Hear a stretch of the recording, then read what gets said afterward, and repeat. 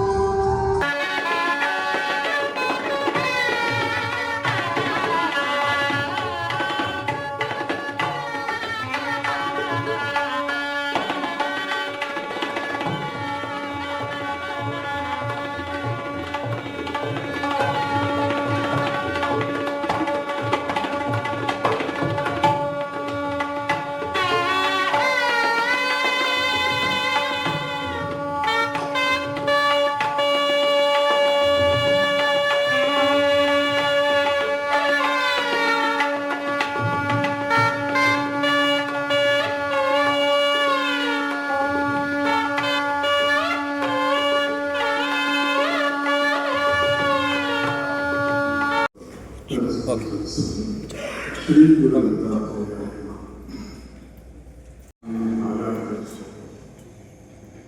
అఖండమైనటువంటి భారతంలో అందంగా ఉన్నటువంటి భారతం. అందరూ మాట్లాడితే ఏమి సమాధానం సృష్టి ప్రారంభం నుంచి వచ్చినటువంటి వేద ధర్మం సనాతనం. ఆ వేదాపరిషత్తు ధర్మం సనాతనం. అందుకని వేదాన్ని వ్యాస మహర్షి చాలా బాగా చేశారు. ఎవరికి ఏ భాగం కావాలి, ఈ వేదంలో ఉండేటువంటి శాఖలో వాళ్ళు కావాలి ఉపాసన చేయడం. ఎందుకంటే ఒకరితో శాఖను ఉపాసన చేయడం 12 నుంచి 16 సంవత్సరాలు. అది సూక్ష్మంగా 1 గంట సేపులో ఫిలం లాగా కాదు. ఆ ఉపాసన మార్గం ఎవరైనా చేయవచ్చు. 6 వర్గాలతో ప్రారంభమైనటువంటి శరీరం శైశవ అవస్థ నుంచి శిశు అవస్థ నుంచి వైరాగ్య అవస్థ వరకు కూడా 6 అవస్థలో పడి కనబడి తెలియక మాకు వృద్ధాప్యంలో మరిచిపోయి వృద్ధాప్యంలో చూడకోకుండా అంతర్ముఖి అయిపోయి తనకే శరీరాన్ని గురించి ఎంతగా వైరాగ్యం ఉన్నప్పటికీ కూడా ఆ శరీరంలో కూడినటువంటి ఆత్మ కూడా సంబంధం ఉంటుంది. ఆ సంబంధంతో కూడినటువంటి సందర్భంలో నొక్కి అనేటువంటిది కనపడుతుంది. ఆ సమయంలో తమ యొక్క సాధన, తమ యొక్క తత్వము, తమ యొక్క ఆశాల విషయాలన్నీ జ్ఞాపకం వస్తాయి. అనుసరించినప్పటికీ కూడా మనం అందరం సనాతన ధర్మం అనేటువంటి ఇంటిలో ఉన్నాం. ఒక్కొక్కరు వేరే వేరే గదిలో ఉండొచ్చు. ఏ గదిలో ఉన్న వాళ్ళైనా హాల్లో పిలిస్తే ఈ సాంప్రదాయంలో ఉన్న వాళ్ళందరూ హాల్లో ఇలా జమ అవుతారు. కానీ ఎవరైనా ఒక్కసారి హాల్ దాటి, ఈ ఇల్లు దాటి, ప్రాంగణం దాటి బయటికి వెళ్తే వాడు ప్రసాదం తీసుకోడు, వాడు గుర్తు పెట్టుకోడు. కాబట్టి ఏదో ఒక దానిలో ఈ 6 సాంప్రదాయాల్లో, ఈ సంబంధాల్లో ఏదో ఒక దానిలో వాడికి రుచుకుంటే వాడి పక్కకి పోదు. ఆ రుచుకుంటారంటే మనం ఖచ్చితంగా సమయం ఇవ్వాలి. ఒక కుటుంబానికి సమయం ఇవ్వాలి, ఒక వ్యక్తికి సమయం ఇవ్వాలి, ఒక సమూహానికి సమయం. అలాగే మనం ఈ పూజ అప్పాజీ ఇంకో మాట చెప్పారు. ఖచ్చితంగా రోజు అంటే నాకు సంతోష్ గణారెడ్డి గారు ప్రారంభంలో ఒక 6 నెలల క్రితం దానిపైన వెళ్ళామని చెప్పారు. ఈ వయసులో కూడా అప్పాజీ ఖచ్చితంగా గంట సేపు ఈత కొడతారని చెప్పి, సో ఫిజికల్ ఫిట్నెస్ చాలా ఇంపార్టెంట్ అప్పాజీ చెప్పారు. అందువల్ల మన శారీరకంగా కూడా బాగుంటేనే మన గలము, మన బలము, మనకు వస్తున్న మంచి ఫలము. అందుకని సరదాగానే పూజ అప్పాజీ మీద ఈ కవితని పండించమని కోరుతూ, శరీరానికి ఈత, మనసుకి ఆత్మకి ఈత, దత్తాత్రేయ జ్ఞాన ప్రదాత, అప్పాజీ దాత, తాత ఈ కార్యక్రమానికి దాత. భారత్ మాతాకి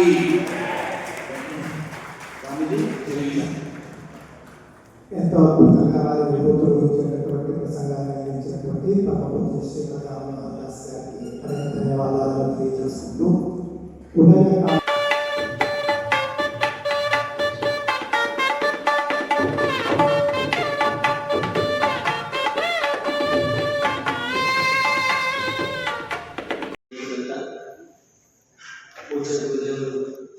అవధూత శ్రీ గణపతి సత్యనారాయణ స్వామీజీ వారి పాదపద్మలకు నా హృదయపూర్వక నమస్కారములు.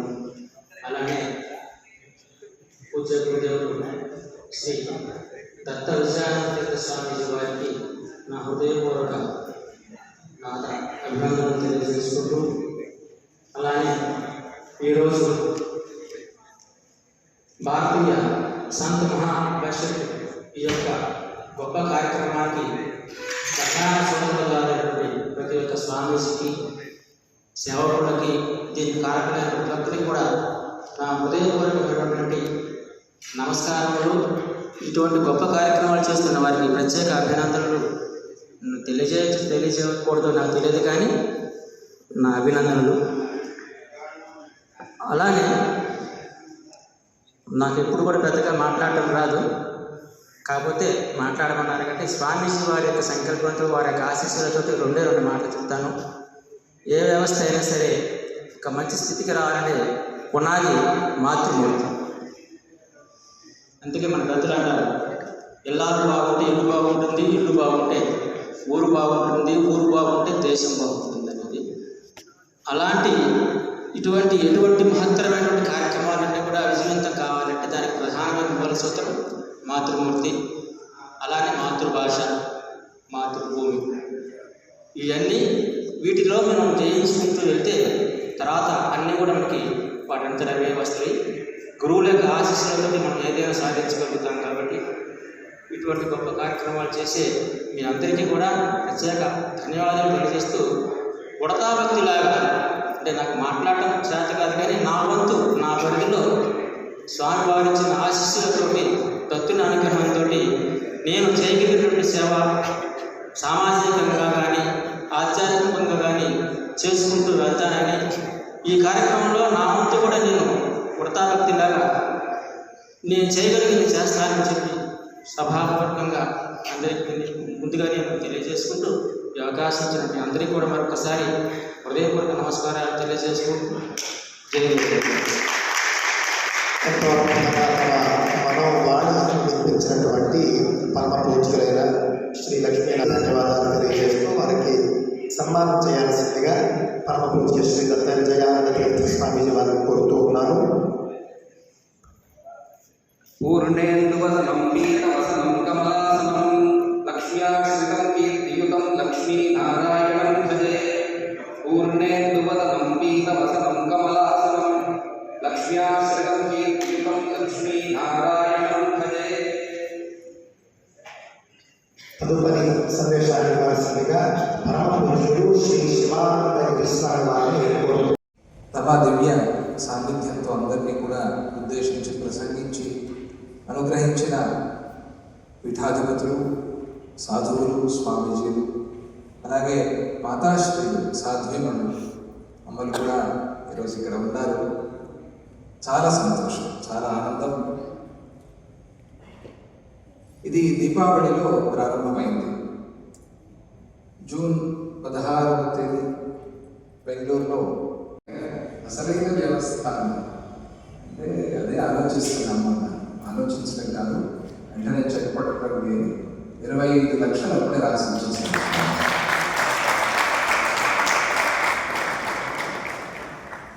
ఎందుకంటే ఈ సంస్థ ద్వారా జరగాలి అనుకున్న కార్యక్రమాలు అలా ఉన్నాయి. అన్ని ధనంతో కావు, కానీ దాదాపు అన్ని ధనంతోనే అవుతాయి ఈ లోకంలో పరిస్థితి ఎలా కనుక. అప్పుడు స్వామిజీ వారు ఆ అద్భుతమైన చర్యతో అందరూ ఆశ్చర్యపోయారు.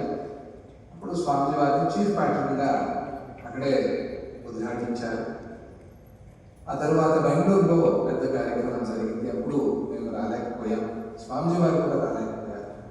ఎందుకంటే మైసూరులో సహస్ర చట్టియాగా మహాప్రభావం జరుగుతుంది. అది బాగా జరిగింది అని చెప్పేందుకోసం వచ్చి స్వామివారు ఇటువంటి కార్యక్రమం మేము ఇక్కడైతే చేశాం, కానీ ఆంధ్రలో అలాగే తెలంగాణ ప్రాంతంలో లేదా ఈ తెలుగు రాష్ట్రాల్లో అందరినీ చేసేటువంటి కార్యక్రమం